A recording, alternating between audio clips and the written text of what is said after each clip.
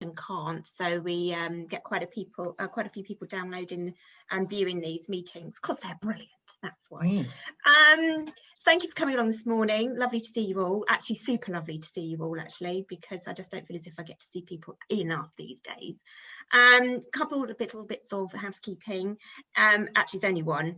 The last HHBA meeting of the year is going to be the 10th of December, and it's an informal kind of drink. So what we'll do is we'll set up some meeting rooms and you can like move around them, and bring your drink of choice. It's at 6 p.m, so you can make that a mulled wine or a glass of champagne or whatever your favorite tipple is, and you can choose which room you want to sit in as well, because you can sit in your lounge maybe. Ooh, how exciting. Rather than in your office. Wow. So look forward to hopefully seeing you there. How we live now. And I'm just going to hand straight over to these lovely people who've given up their time this morning, Rob and Paul. I'm going to leave them to introduce themselves, actually, because they can probably do it darn sight better than I can. But I think the general premise is they've got a presentation, then we're going to throw it over to some questions. I think it's the general idea. So Rob, are you first? Yes, that's me. Yep. Go for it. Okay. Well, just as an introduction, for those of you that don't know or don't remember me, I'm Robert Carpenter. I run a business called Management Inspirations, and my business predominantly these days is about valuing and selling businesses on behalf of my clients. Although I'm a chartered accountant by qualification, and I still work as a business consultant as and when required. But this morning, I wanted to talk to you about growth in business. We're trying to look at things at a very much more positive angle. And I wanted to talk to you about growth in business, and how to grow your business is primarily by acquisition. Now, that acquisition can come in two forms, obviously. You're either acquiring a business in order to increase the size of the business you already own, or you're going to acquire a business in order to actually have some diversity in the way you work. So you have a complementary business. It may be something complementary to what you currently do, or it may be something completely different to what you currently do. Anyway, I've got a short presentation that I'll talk to, a slideshow, a few slides, and I'll talk around them as we do them. So let's just share this screen, and that's the one. Share. Now, all being well, it'll suddenly appear on your screen. Has it appeared? Yes, it has. Yeah, you're good. Good. All right. Because it's interesting, I don't see it happen that way. Right, slideshow from the beginning.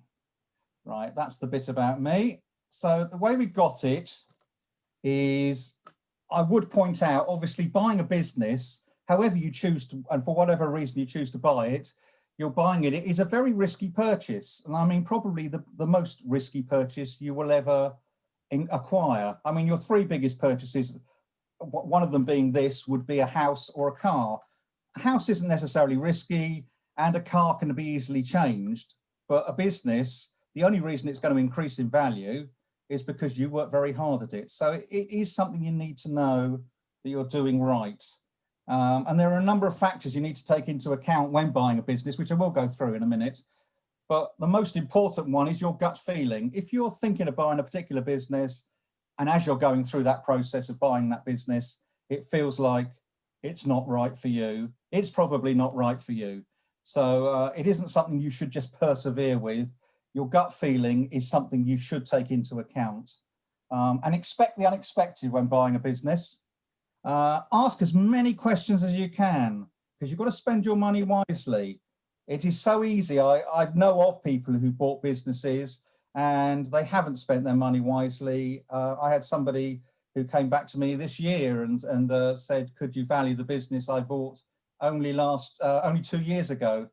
And the performance of that business in the 2 years since they've had it is disastrous compared to what it was prior to them buying it. So it isn't a guarantee that you will make money if you don't work at it. As we know, organic growth can be slow. I've said on here, it can be. Obviously, it depends on your business, but it can be slow. Buying another business gives you sudden scale. You're able to grow. If you're buying a business in your industry, you're able to grow your business quickly. You're able to get increased business size and brand recognition. You're able to get economies of scale, purchasing power. If you sell products, you may be able to buy them cheaper because you're buying on a bigger scale. So there's lots of advantages of buying a business, but again, it has to be done in the right way. You know, there's greater opportunity for success because you know the business has already succeeded. If you've looked at the history of the business, it's a successful business, you've got greater opportunity to succeed. If you're starting a new business, even if you already have one, starting another new business, there's no guarantee it will succeed. Whereas buying a business that has been successful at least gives you certainty that it should continue to succeed. And there's therefore lower chances of mistakes. You can learn from other people's mistakes in that business. You can see what hasn't worked. You can see when there's been bad years, why there've been bad years. Therefore, your money is better spent and there's a greater return earlier. Also, ultimately, if you buy a business which is standalone from your current business, you also know it can be sold at a later date because it was on the market, people were interested, you bought it, and therefore one would hope that it's still marketable to sell in the future, and all being well at a much higher price because you've grown that business.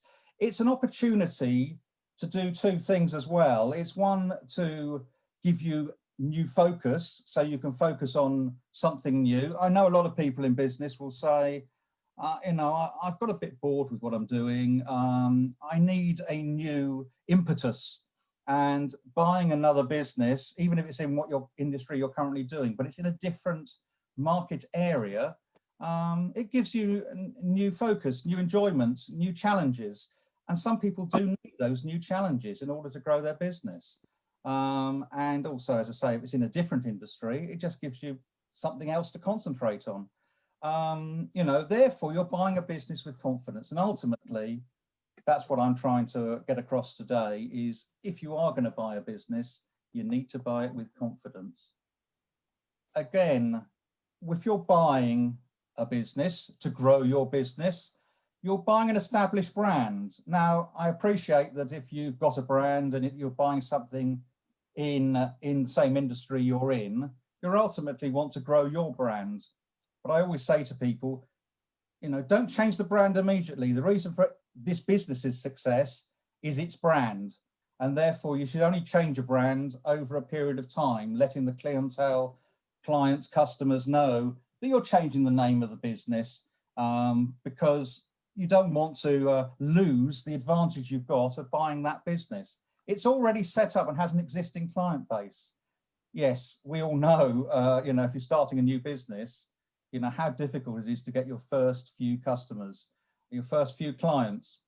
Well, you're buying a business that's already got those in place, and you should do a handover where possible with the person you're buying the business from, so that there's not a break, so that they're also encouraging their clients, as were, to use you going forward.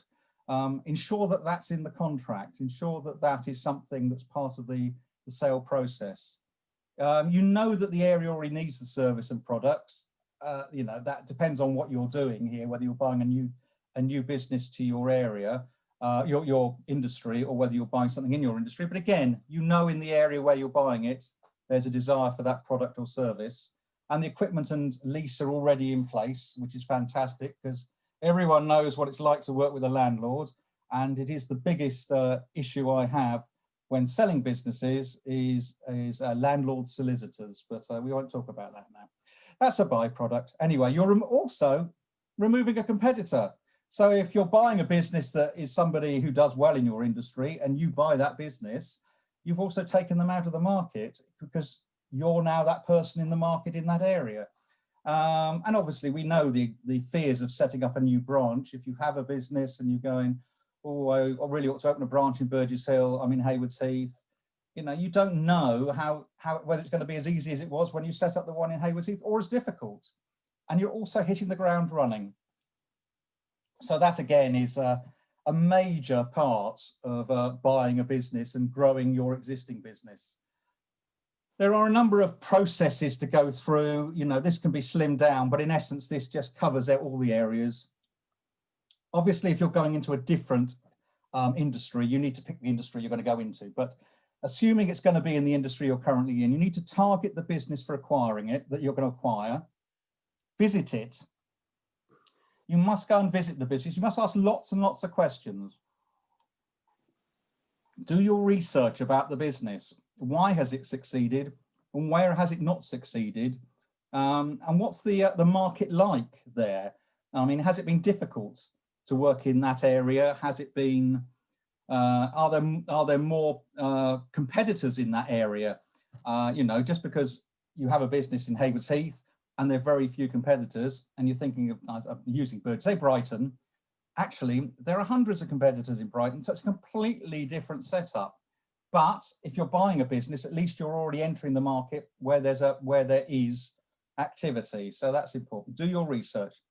Negotiations will open once you've got to the point where you know you're happy that this is the business you want to acquire. You need to start the negotiation process and evaluate it. Value it on your basis. I value businesses based on standard practices and taking into account areas. But you need to use your own experts and your own knowledge to determine what the value of that business is to you, so that you're paying a price that fits in with your setup, or at least negotiating a price that fits in with your setup. Once the price has been agreed, and as I say, I know I'm moving through these a bit quickly, but you then have heads of agreement. And heads of agreement, although not a binding document as such, it does lay out what has been an overview of what's been agreed, a summary of what's been agreed, what's being bought, what's being sold, and what sort of price is being paid, and the hoped end date, the completion date. The biggest thing is due diligence. Now, I could talk about this for the next 2.5 hours, but due diligence is the most crucial part of buying a business. You've decided what you're going to buy, you've even decided the price, and you've agreed that price, but it should be subject to due diligence. And due diligence, as an overview, is just checking everything about that business, that it is what it says. It is exactly what you hoped you were buying, that you're going to try and prevent any surprises after you've taken it over. And I'll go through that a tiny bit more in a minute. And then you've got to make sure you've got the funds available. Well, before you buy a business, a bit like buying a house, decide in advance how much you can spend. Don't go and sort of look for businesses and go, well, I was expecting to spend 25,000 and I'm now having to spend 250,000. That's pointless, because that's not good business. You need to at least have a target money-wise of what you can afford at this point. And finally, there's the completion of sale, and the business is now yours. But the one thing I put at the bottom, which is absolutely crucial, at any point during this process up until completion, if know what your bottom line is, if something comes up that you're not happy with and you really can't get beyond that, know when to walk away. It's good business to walk away from a deal if it's not the right deal for you when you get more information about it. Due diligence comes into a number of areas, and I've put them down as finance. You've got to know, you've got to look at the accounts of a business, you've got to look at the employment situation. There is something which you probably all know called 2P, which is the Transfer Undertaking and Protection of Employment Act. And it ensures that it ensures that the employees are properly looked after. And in essence, you take over a business, you've got to keep those employees on the same terms that they are at the moment. It depends on the size of the business, depends on the number of employees, but it's there basically to ensure that you don't take over a business and slash the salaries in half and mess up their pension plans and all the rest of it. It depends, as I say, it depends on the size of the business, but it's something to take into account. You know, are there customer guarantees in place? You know, what is their environmental policies? You've got to look at the market conditions. In essence, you know, the type of market it's in, therefore determining the price, etc. What are their operations? How do they operate? And the biggest one is full disclosure, the legal process. There's the famous Latin expression, caveat emptor, buyer beware. It's on the buyer's, it's the buyer's response, so your responsibility to ask the questions. It's not the seller's responsibility to tell you something if you haven't asked the question.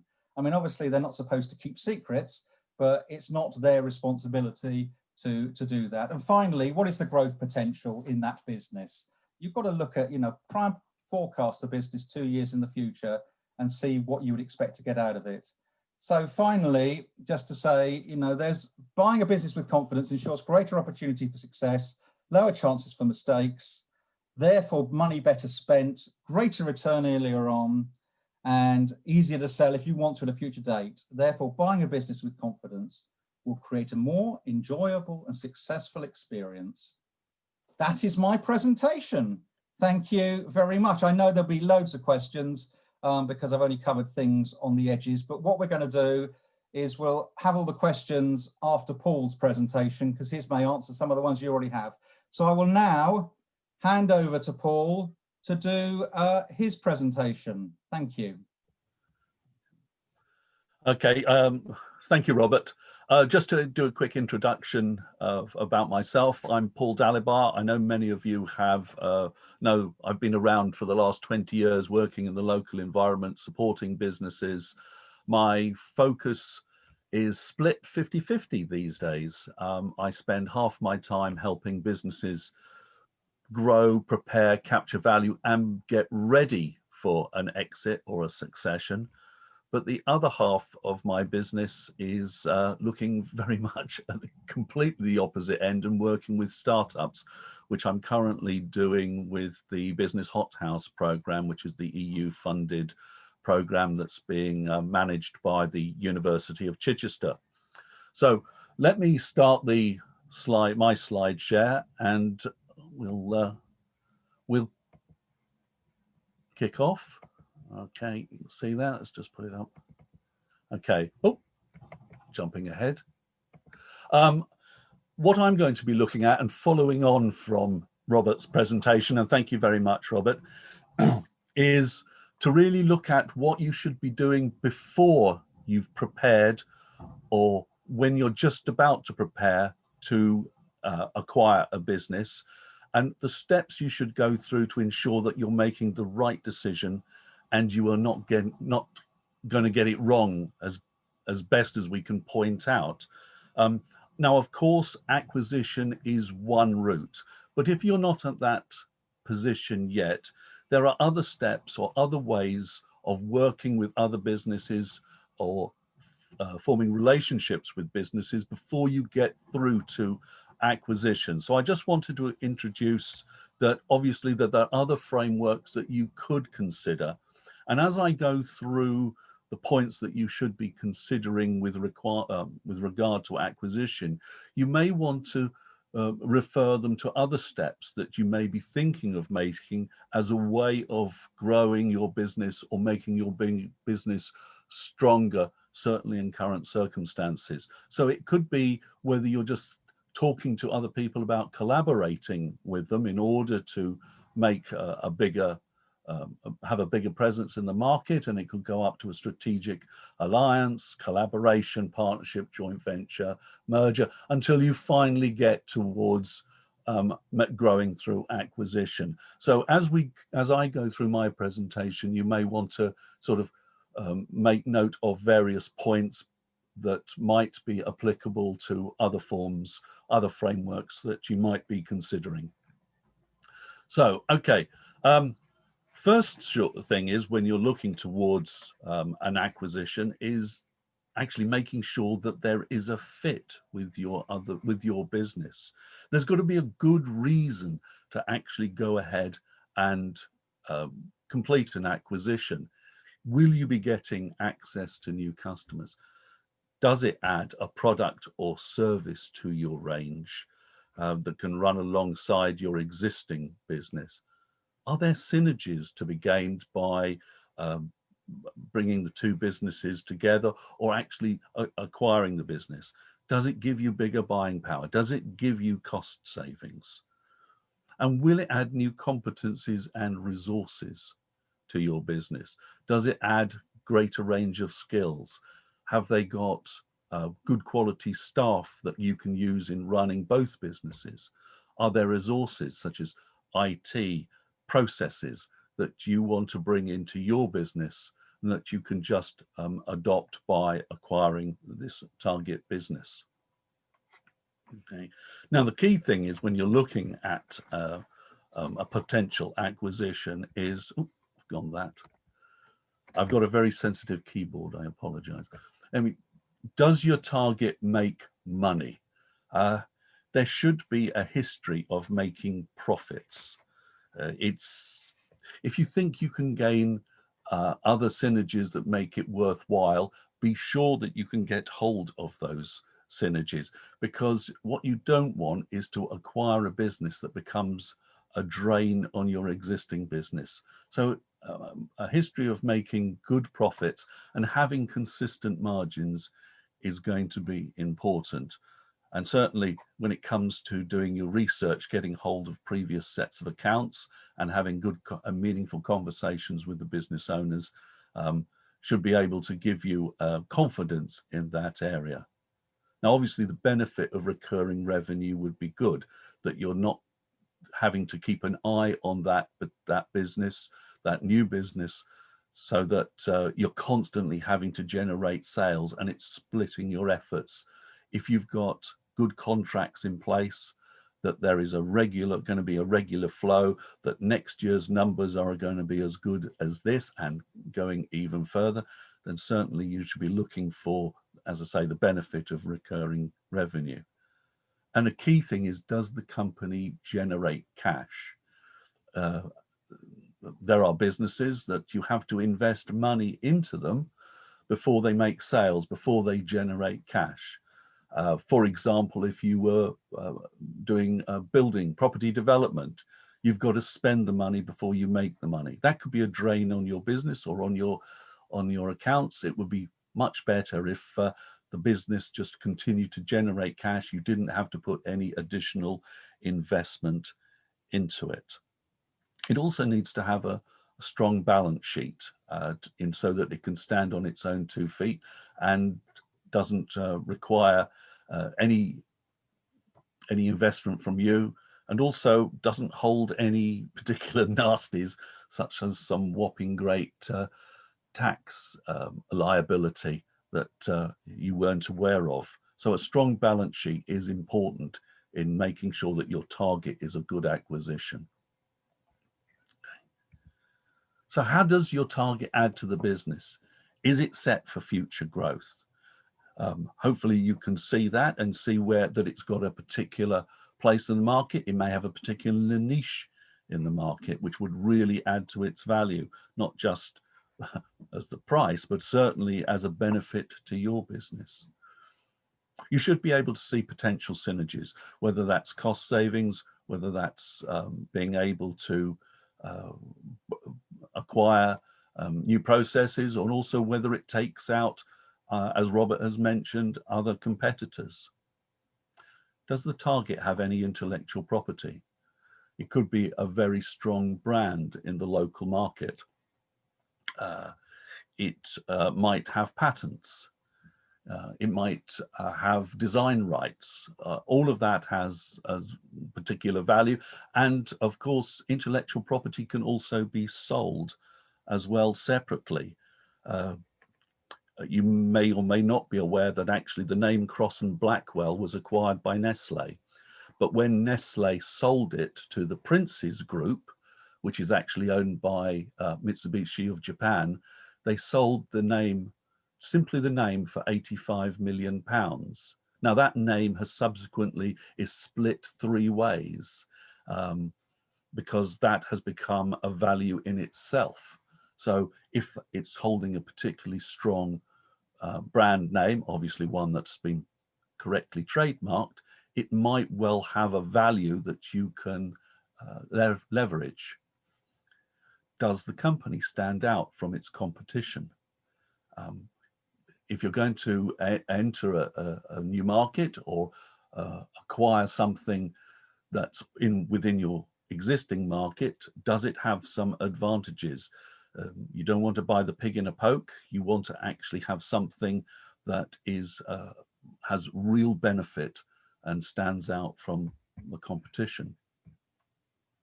But of course, it can go wrong, and you should check for the warning signs. And as Robert has mentioned, do your research, and do it thoroughly. And that's building a relationship with the target acquisition, so you can get in and at the appropriate time, maybe do your due diligence, but that's unlikely to happen until there's been some form of agreement.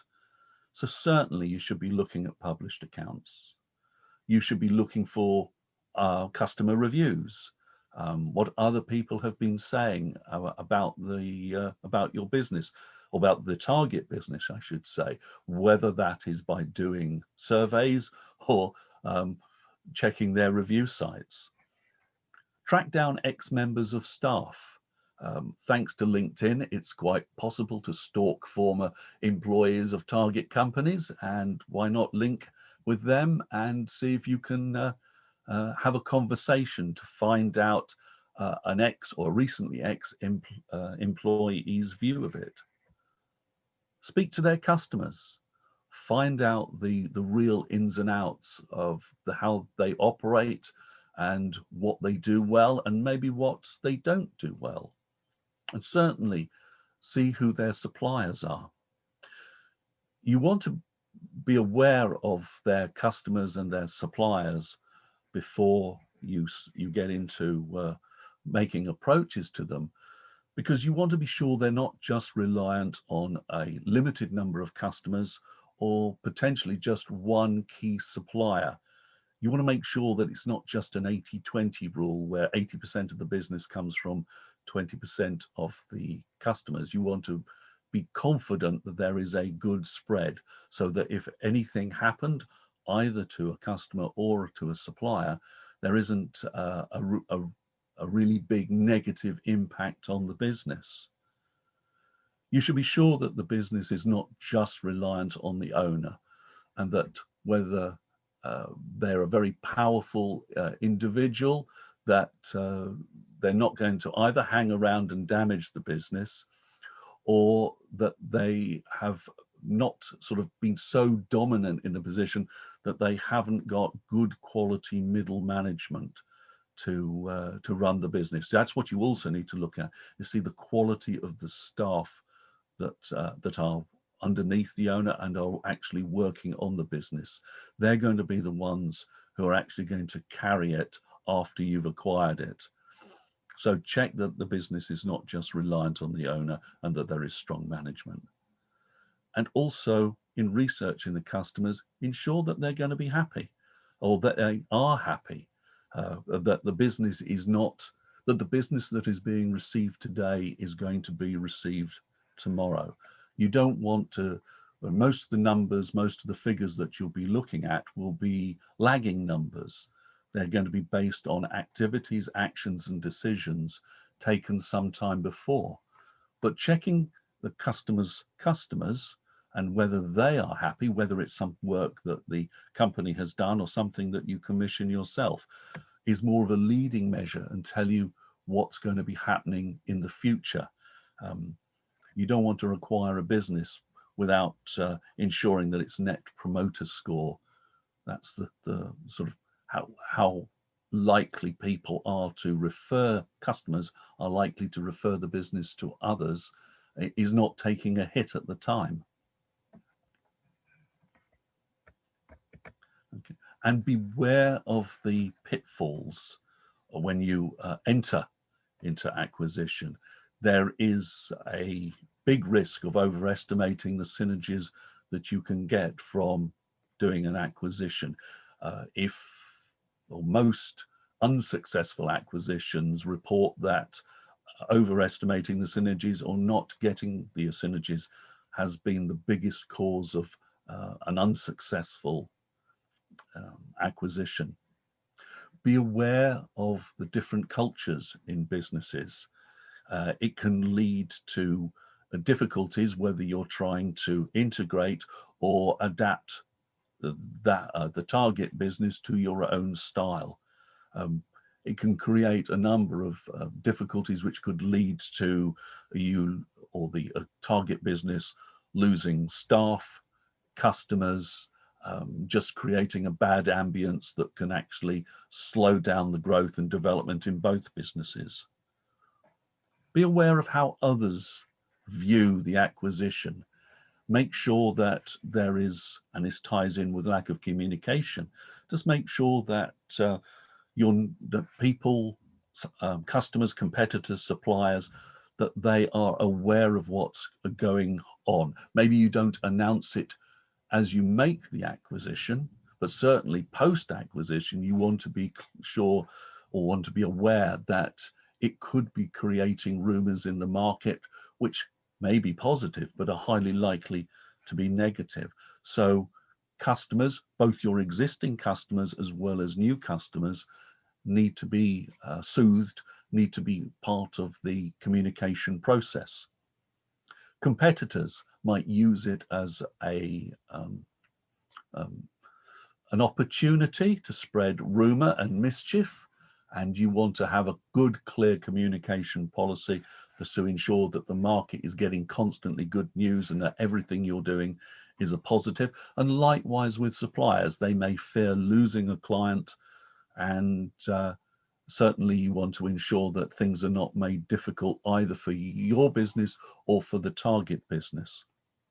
And most importantly, the target staff, the staff of the acquisition that you're looking to make, certainly they need to be kept informed, and that their fears put at risk, because they may well fear things like redundancy down the line, or that their jobs would change in some way that would make them feel uncomfortable. And what you don't want is them all leaving en masse or be looking for new jobs when there is a business either to integrate or to bring into the family, as it were. And all of this can be exacerbated by poor communications.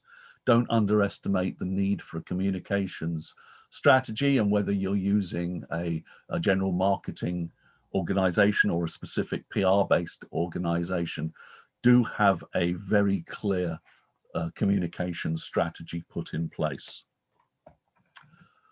So do take the appropriate steps. As Robert has pointed out, research is so important. Make sure that you've uncovered every stone, that you've pulled every skeleton out of the cupboard, that there is as best you can, check that there is nothing nasty under the floorboards that's really going to damage both your business and possibly your reputation as well. Know the people that you're dealing with. Spend time with them. As Robert said, ask a lot of questions, but you need to be confident in your own mind that you're dealing with honest, transparent, reliable people. Sometimes things are missed, not because people are dishonest, but just because what they've lived with and has been part of the business, they've not seen the reason to mention it. But if it's going to make you think twice, you need to be aware of it. Be very clear on your objectives. Why you're doing this. This shouldn't be just for the fun of it. You need to achieve a really good deal for you and for your business. Plan properly. Proper prior planning makes for good execution. I mean, making an acquisition would all be about the execution of the deal, but if you haven't planned properly and drawn up, as I say, a proper plan beforehand, so that you know exactly what you're going to do, is going to lead more often than not into some form of failure. And finally, prepare your team. Okay, that's not just your own staff, but surround yourself with good people, advisors, people who can handle both the legal and the financial side of things. But don't forget having HR alongside you, so that you can deal with the staff that you're going to be acquiring, and also to soothe any concerns that your own staff have. But also, as I said before, people who can handle the communications, people who can do the PR for you, who can spread the word that this is an excellent deal for all concerned. So just to recap, be clear on why you are doing the acquisition. Make sure it makes sense and makes money. Be aware of what can go wrong.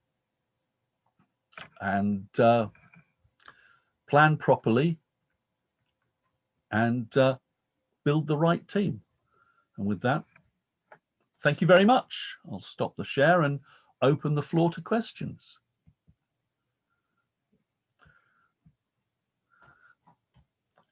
Does anybody wants to? Sorry, I was on mute there. Brilliant, thank you guys. I'm going to ask a question first. Apologies. The perks of being the chair. What about if you want to sell your business? Do you just reverse all of that? Well, sorry, shall I speak on that one? Yes, do that. Yes, in a sense you do. I mean, in the ideal world, you need to prepare your business for sale. And the biggest failure of people selling businesses is that they don't prepare to sell. They just suddenly go, I think I want to sell my business. Mm. Or it may not be the best time to sell your business, or they're selling it for negative reasons. And obviously, if there's personal reasons like health and that being the biggest one, obviously, if you're going to retire, you need to plan to retire, and therefore you sell your business by planning when you're going to sell it. But yes, the process is in reverse in a sense. The biggest thing is getting a value for your business, because a lot of people seem to have a feeling their business is worth a lot more than it actually is. How do you go about that? Is that where you guys step in? Well, you use somebody like Robert Carpenter, who's specialist in valuing businesses, of course. I was not set up for that question. But no. But in seriousness, there are a number of ways of valuing a business, but the main valuation for smaller businesses is based on a multiple of what's called reconstituted net profit. So you take the net profit of the business, you add back certain costs, and depending on the market that you're in, there's a factor that you multiply that by that gives you a valuation for the business. Then you take into account factors like where it is it growing, is there new opportunities for it? And so there are other factors, but the core element of valuing a business is profitability. I suppose if you want to just draw a line under it, yeah, the more a business is, the more value it has. It doesn't matter whether again, it comes back to the old sale, turnover's vanity and profit is sanity. It doesn't matter whether you've got a turnover of £1 million. If you don't make a profit with it, it's not going to sell at a greater value unless you could sell it to somebody who could turn that £1 million into a profitable result. But as I say, the main thing based on profit. Okay, sorry, would anyone else like to ask a question? Me, please. Go, Sam. Thank you. Morning. Sorry, I was I was about 15 minutes late. So, Robert, I just wanted to know. I know Paul anyway, so that's cool. But I don't know I don't know what your company is, if you wouldn't mind. Yes, of course. I'll just tell you again. My company is Management Inspirations, and my business today predominantly is in the industry of valuing and selling businesses. So I'm a chartered accountant by profession, which gives me a greater understanding of how to value a business. I'm a long-standing businessman, and therefore, as a consequence, I'm very good at selling the business in the market and getting the best value for that. But because of my history as a consultant, I'm also, if somebody wants to prepare their business for sale, rather than just put it straight on the market, I can help them prepare the business for sale. Thank you. I saw most of your presentation, but thank you. That puts it all back together now. Thank you. Yeah, thank you. Oh, and I went to school with Stephen Hillier. I don't know whether that is positive or negative. Well, there you go. That's a recommendation. It seems to be looking more like Father Christmas every day. Oh. Excellent. So really, I take it then, because at the moment, I don't know the viewpoint of other people, but I'm coming from the viewpoint of selling as opposed to buying. So should we be thinking now, even if we're going to sell it in 10 years' time, we should really be thinking about how to sell it, even though it's like a way off? 5 years is sort of the period of time, is the longest period. If you're trouble with 10 years is it's so far in advance, you don't know what the market's going to happen with the market in that period of time, and that's the biggest problem. But 3 to 5 years is the period to properly set your business up, because businesses are valued again usually on the last 3 to 5 years accounts as well. So you want to, and one thing I was just going to say was the biggest problem with businesses, people want their profits to be as low as possible for tax, and they want it for selling the business. So that's where the conflict comes in. But Can I also point out, Claire, that it's a hell of a lot easier to sell a process as it is opposed to selling a job, and a good business should be a process that you can apply anybody to it and it will continue to make money. Yeah, can I just chip in on that? I've got a client I recently referred to, Robert, who we're doing some financial planning for, just to work out when they can afford to retire and how much they need to sell the business for. They didn't have a clue what the company was worth, so Robert very kindly went in, had a look through, gave them an indicative value if they were to come to the market today, but it gave us a really good starting point to work around all the other things associated that we're doing for them, so that when we wish to start winding down 3 to 5 years ahead, we've at least got a target number in price. And I think the number that they had in the back of their head was probably 3 or 4 times smaller than what Robert had been able to value it for. So it's hugely important for the work that we do, helping plan their retirement, and gave them a massive boost in terms of confidence that this business is worth something. And then they've started to put a succession plan in place to perhaps bring further people through the company or look at competitors to start engaging with further down the line. But it really just meant that they weren't as panicked and worried about when can they get off the treadmill. So having that sort of clarity and ability to know what your business might be worth, even if you're not trying to sell it now, is a great thing to have in your back pocket. It didn't cost the earth. Robert was incredibly competitive, and the fee was, in terms of the overall mental happiness that the clients got from it, was, you know, practically nothing. Thank you. Great endorsement. Thank you. Brilliant. Kevin, I saw you. Sorry, just to say, I have offered to everybody in HHBA a very not a detailed one like I did for James's client, but I'm very happy to give a free valuation, which would just be an email back from the details I have, if anyone's interested in knowing what their business is worth. Okay, that's brilliant. Thanks, Rob. Thank you, Claire. Guys, thank you for the presentation. That was really interesting, bearing in mind I'm not from the business sector, I'm obviously from local government sector. The question I would ask, and you were looking at businesses and selling business within the next 5 years, what is the impact of COVID? And is your analysis any different because of that, particularly with certain sectors, because certain sectors have had no help from the government whatsoever? And does that have any impact upon what your advice is? And I think it's great the work you've done, and I'm sure you will help a lot of businesses going forward, but are some businesses going to struggle?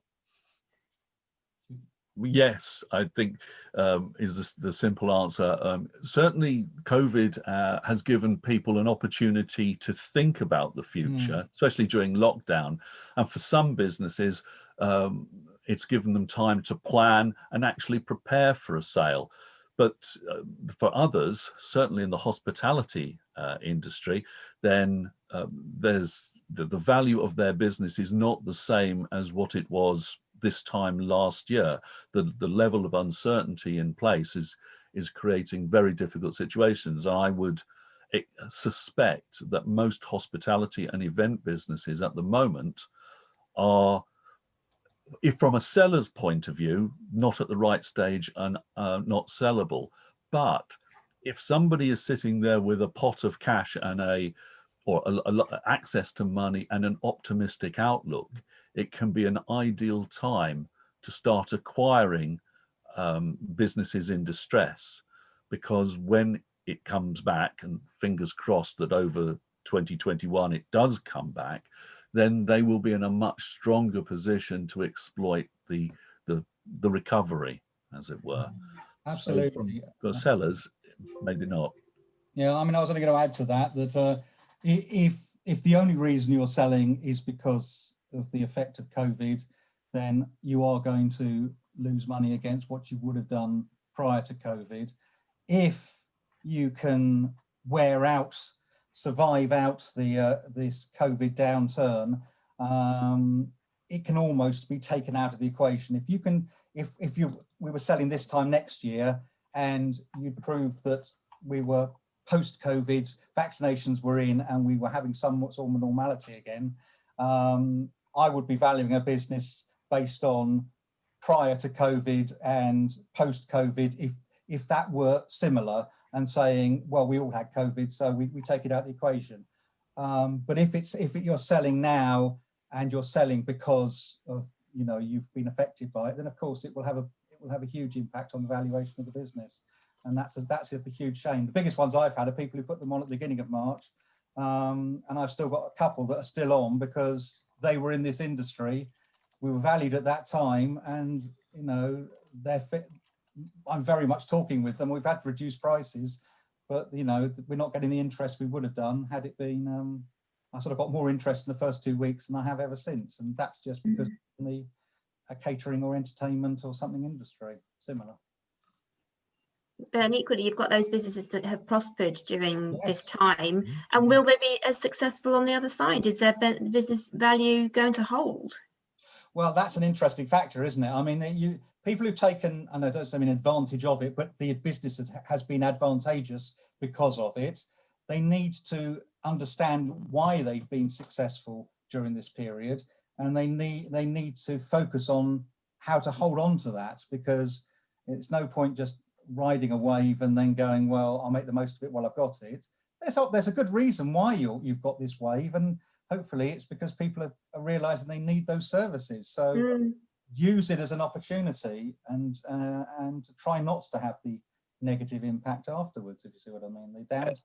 That's interesting, Claire, because I think some businesses have done extremely well during this particular period. They've really innovated, and in fact, some of them have returned grants that we've paid because, yep, they've actually returned grants because of the financial situation they found themselves in at the end of the year. Wow, yeah, because there was a lot of nervousness at the very, you know, back in the spring, and you know, people didn't know how things were going to go. So yes. But my worry is, and COVID has been, I think it's a whole new factor. There's been a lot of financial help to a lot of businesses, not all, but a lot of businesses this year. They just can't. Mid Sussex has paid out £54 million already in help from the government to local businesses in a variety of different ways. That's unsustainable financially from the government. So I think next year is going to be a real struggle for a lot of businesses. Say, for example, expanded retail discounts, which gives the retail, leisure and hospitality sector 100% relief this year, goes to 50%, which was the manifesto commitment from the government. That's an extra 12 million for me to collect in Mid Sussex. So there's some huge figures there, and that's just a small part of what a business has to do. yeah, absolutely. Actually, that probably ties in quite nicely. Does anyone have any more questions? Because I know, Kevin, you wanted to say a few words. Yeah, go James. Paul, Robert, either of you answer this if you don't mind. What would you see as the best reason to buy a business for the seller's reason for selling? I like that. Quite a good question. Health is, and I mean that in the nicest possible way. If somebody's selling as an emergency, then it could be a good time to buy a business, because they're obviously having to sell not out of choice as such. I mean, I mean, COVID has created that fact in a sense, not people getting it, but it's created emergencies. So as a buyer, buying a business where the person selling is selling it because of an emergency as such, or because of crises happening, can get you a very good value business that is a very successful business, but someone needs to get out quickly. Something of that nature, I suppose. Yeah, I would agree with that. You don't want it to be a factor because of the poor performance of the business, but whether it's illness or a sudden epiphany that they want to do something else, like sail around the world, something that is completely unrelated to the business, that would be a good reason. It would give you confidence, hopefully, that there's nothing nasty lurking under the floorboards. Unless they're going to Mexico, and obviously there could be something huge under the floor. You check the bank account still. Yeah. Healthy. Great, thank you for that, guys. Right, okay, let's I'm just going to pass over to Kevin, who can wrap us up today, because I think you wanted to do a quick update. Is that right, Kevin? Just a quick update, and just to thank you guys. That was really interesting, and seeing it from a local government point of view, it really does show, and shows the good links with the business associations for us as well. And I'd just like to thank HHBA for the platform they've given me to get the messages out as well. Thanks ever so much, Claire, and particularly Sue. Pleasure. Can I just let you know that we've got the local restriction support grant, which is basically the national close grant scheme for any business that pays business rates that is mandated to close by the government. We have a national scheme of 1,334 grant for the 27 days. We will pay the 1,334 grant for any business up to 15,000 rateable value. For any business with rateable value between 15,000 and 51,000, we'll pay £2,000 grant. We'll also pay a £3,000 grant for any business over 51,000. The business has to be mandated to close. Now, we're all waiting with bated breath to see what tier we go into on Thursday. Let's hope it's the lower tier. If there's any businesses that are shut, and I'm thinking of pubs that don't offer substantial food, there will be further grants available for us to give out. Let's just wait and see what goes. Can I also state that we've also gone live as at 1 minute past midnight on Monday with the additional restrictions grant, which is a discretionary scheme. Now, that has 5 categories to it. It has up to £250 for taxi drivers, up to £500 for mobile stall holders or market traders. It also has up to 1,334 for any business that isn't mandated to close but is impacted by COVID-19. For any with property costs or a rateable value of up to 15,000. For anything with property costs, any business with property costs or RV between 15,000 and 51,000, there's a up to 2,000 grant payment.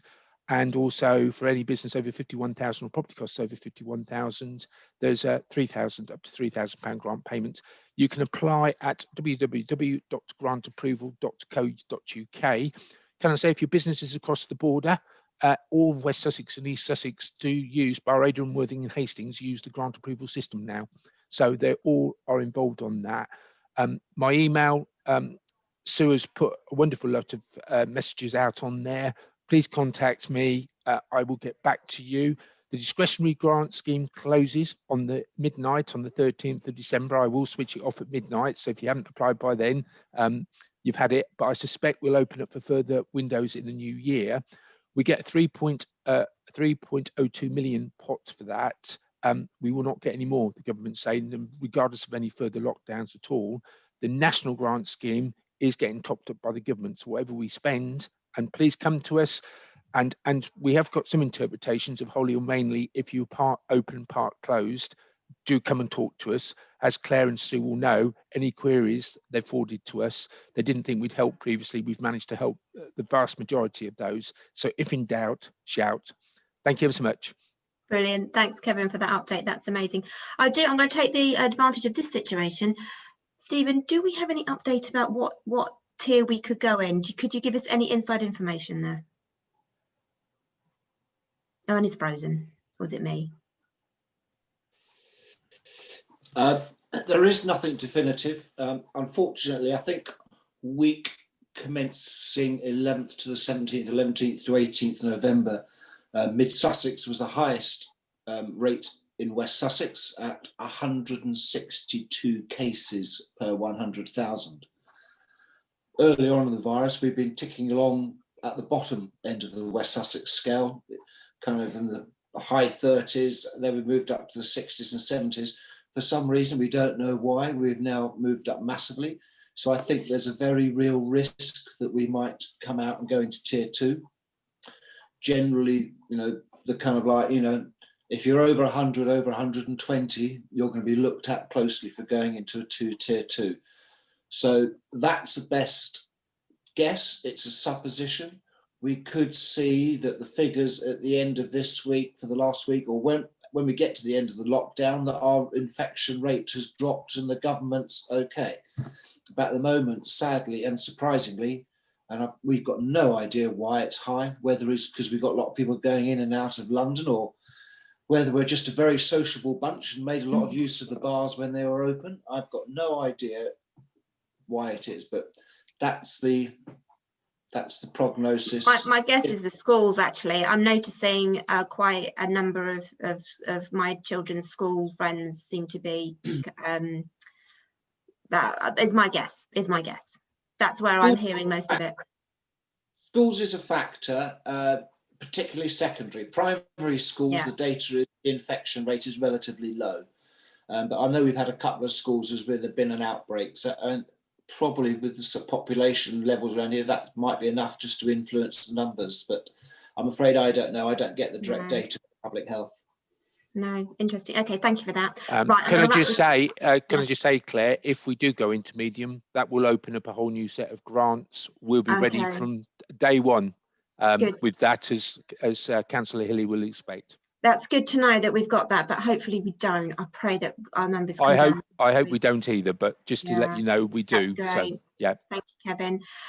Brilliant. That just leaves me to really thank everybody who's contributed today. So from you, Stephen, to Kevin, and mostly to Rob and Paul, who have really taken the strain of today's meeting. Thank you so much for it. I think it's very valid for everyone who has a business to be thinking about this in the back of their mind if they're not ready to sell, or if they've got some surplus cash to look for a bargain. Absolutely. Yeah, absolutely. We all like a bargain. Absolutely. So thank you so much for taking your time this morning. That's fantastic. Very much appreciated. Hope you've got the details for anybody who wants to get in touch with these guys. And yeah, that's brilliant. Anything else to say, Sue? Are we there? No, I think that's pretty much it. Just to say, obviously, the recording of this will go on the website later, and I will put up Robert and Paul's presentations on there as well, so it'll have all their contact details. So just go to the membership part of the website to access that. Super. Thank you, Sue. Brilliant. Thank you very much, guys.